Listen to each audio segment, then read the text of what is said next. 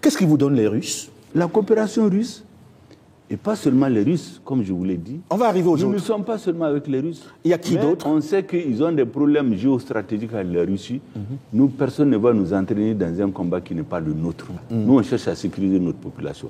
On obtient avec la Russie, qui est un partenaire stratégique depuis 1960, qui a formé 80% de nos officiers par le passé. Amadou Toumani Touré, il a fait sa formation en Russie.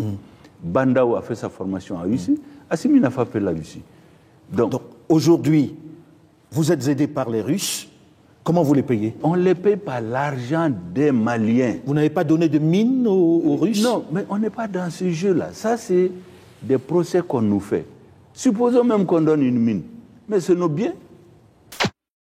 Le respect ne s'obtient pas par la peur. Le respect s'obtient par le courage. Le courage de prendre les bonnes décisions pour protéger ses intérêts. Et si nous voulons nous faire respecter en tant qu'État africain, il est grand temps que nous puissions prendre des décisions qui protègent d'abord nos intérêts. Et enfin, un pays africain l'a compris. Le Mali, que je tiens à saluer dans cette vidéo. Le Mali a décidé de prendre son indépendance, de prendre son destin en main, de prendre le courage de prendre des décisions qui protège d'abord ses intérêts plutôt que les intérêts de la France. Et l'information que je viens de recevoir aujourd'hui enfonce le clou, crée beaucoup plus de distance entre les deux pays et montre réellement la volonté de l'État malien de se faire respecter. Jean-Yves Le Drian, ministre français des Affaires étrangères, est convoqué au Mali pour répondre de ses actes. Pourquoi? Il est tout simplement accusé d'avoir porté atteinte au bien public de l'État malien aux dépens du Mali. Il faut comprendre que, comme dans plusieurs pays africains, la fabrication de passeports est souvent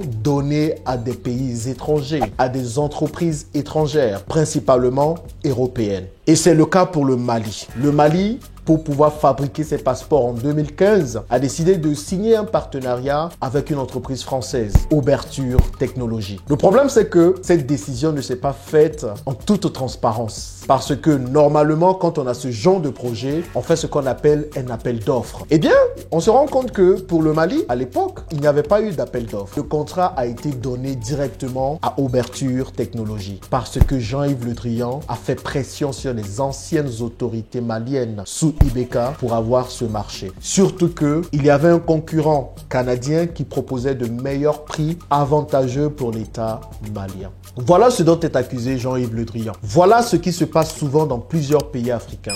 Vous avez des autorités françaises qui viennent et qui font beaucoup de lobbying et qui corrompent pour pouvoir avoir des marchés pour les intérêts de la France. Et là, avec le président Goïta, la récréation est terminée. Certains vont dire que c'est qu'une convocation. Oui, je vous vois venir déjà. D'autres vont dire, mais attention, qu'est-ce qui prouve qu'il a réellement fait et tout ça. Ce que nous avions l'habitude de voir, c'était surtout des présidents africains être convoqués à Paris pour répondre de leurs actes. En 2009, par exemple, les présidents Obiang de la Guinée équatoriale, Denis Sassou Nguesso du Congo ont été convoqués à Paris. Aujourd'hui, avec cette nouvelle, le Mali montre que on peut aussi convoquer. Tu vois les retombées? Ah, c'est compliqué, hein, la vie, hein? On peut aussi convoquer des autorités de la France pour venir répondre de leurs actes en Afrique. Cela a une grande portée, les amis. Cela montre enfin que nous appliquons quelque chose de très important, la loi de la réciprocité. Et c'est que comme ça que les États peuvent se faire respecter. Tu convoques des personnes de mon pays pour aller répondre d'actes qu'ils ont commis chez toi. J'ai la latitude et j'ai le droit de convoquer des personnalités de ton pays pour venir répondre des actes qu'ils commettent chez moi également. Mais au-delà de tout ça, il y a un gros problème qui se soulève. Pourquoi est-ce que pour la fabrication de nos passeports, nous sommes obligés, en tant qu'État africain dit souverain, de faire appel tout le temps à des entreprises étrangères? Parce qu'on parle encore de la manipulation de données personnelles. Ok, vous comprenez? Je vais faire une vidéo dessus parce que je pense que c'est un problème sur lequel il faut qu'on se penche. Mais pour revenir à ce qui se passe aujourd'hui, certainement vous allez vous demander, mais pourquoi est-ce que la France et le Mali en sont arrivés là? Pourquoi est-ce que nous sommes arrivés à ce niveau de détérioration dans leurs relations? La France n'a pas vu ça d'un bon œil. La France n'a pas vu d'un bon œil que le Mali décide de couper les liens avec elle. Que le Mali décide de chasser de chez elle les troupes françaises. Inadmissible pour l'ancien colon. Inadmissible qu'un pays africain puisse prendre des décisions contre elle. Quand tu sais que tu es en danger, n'est plus en danger. C'est quand tu ne sais pas que tu es en danger, c'est là où tu es en danger. C'est ça. Le Mali a décidé de ne pas se laisser faire parce que le Mali est déterminé à prendre son envol.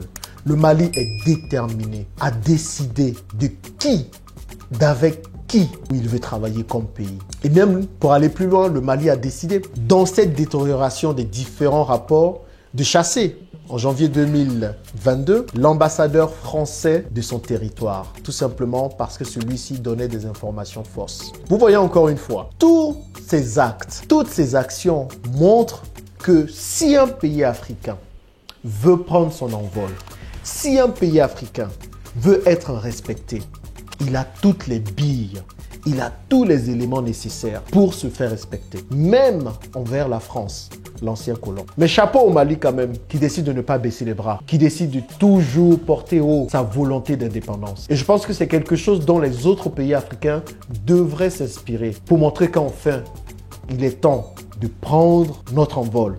Il est temps de pouvoir décider avec qui nous voulons travailler. Il est temps de pouvoir décider qui seront nos différents partenaires. Il est temps pour les pays africains de protéger d'abord nos intérêts avant de protéger les intérêts des autres. Comment pouvez-vous comprendre que dans plusieurs pays africains, surtout dans la francophonie, dans les pays africains qui parlent le français, que nous ayons plusieurs entreprises françaises. Encore une fois, il n'y a pas de problème à cela. Mais quand vous avez 80% des entreprises d'un pays qui sont détenues par la France ou par des corps français, il y a un problème. Et il est temps que nous puissions changer tout ça. Que nous puissions d'abord penser à nos intérêts avant de penser aux intérêts des autres. Dites-moi ce que vous pensez de cette nouvelle action du Mali. Est-ce que c'est qu'une action symbolique ? Est-ce que réellement des sanctions vont être portées à l'encontre de Jean-Yves Le Drian, le ministre français des Affaires étrangères? Ou bien est-ce que vous pensez tout simplement que cette affaire sera étouffée? En tout cas, les prochains jours nous le dirons. Mais je pense que, comme je l'ai déjà dit, c'est une action à saluer et dont nous tous, nous devrons nous inspirer. Parce que tant que nous ne posons pas des actions concrètes qui vont nous pousser à nous faire respecter, les amis, le respect ne viendra jamais. Je le rappelle, cette attitude agressive ou hostile à l'endroit du Mali n'a rien à voir avec les raisons qui sont mises en avant liées au respect de la démocratie, au respect des droits de l'homme, à des coups d'État. Non, le Mali est puni parce que les choix politiques des autorités du Mali ne conviennent pas à certains. Et je crois que nous devons pouvoir sortir de ça parce que même les coups d'État dont on parle, la France applaudit des coups d'État quand ça va dans le sens de ses intérêts. Elle condamne quand ça va dans le sens contraire de ses intérêts. Non, cette politique des 2 poids 2 mesures aussi doit cesser. Nous avons demandé, dans un cadre diplomatique, nous avons soumis un protocole amendé avec l'ensemble de nos amendements que vous me permettrez de ne pas détailler ici, parce que les dispositions de l'actuel traité en matière de défense, certaines dispositions sont contraires à la Constitution et à la souveraineté du Mali. Nous avons décidé à les revoir. Nous attendons une réponse rapide de Paris. À défaut de réponse, assurez-vous que le Mali s'assumera par rapport à cela.